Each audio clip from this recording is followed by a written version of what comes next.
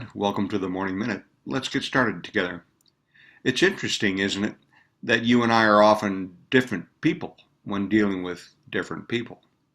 I mean that the things we say in polite company can be very unlike the language we use with those in our inner circle. That we can act raw and unbounded, even immorally, with a certain set, while we are not that person before the public. Quite tragically, the standard we use to determine which person we are is frankly something in our own hands, something of our own manufacture, that we look to ourselves to judge which identity others will see. To one person, we're one thing, to another, we're quite another. Now, it's not too difficult to guess that the climb to Bible ground rejects all such conduct, that we are not to live as multiple persons based upon our own values, but we are to be one person, the reflection of Christ.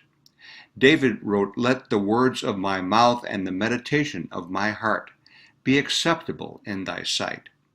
You see, my friend, the standard for what we say is only to say things that God would approve of, to live in his presence, such that we remember that we live in his presence, that he stands before us, attending all our conversations.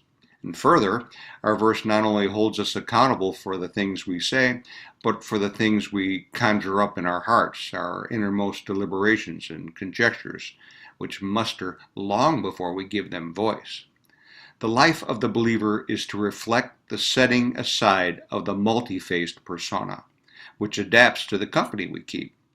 So today, let our goal be that we set aside ourselves to speak and even think in such a way that his values and his character show through.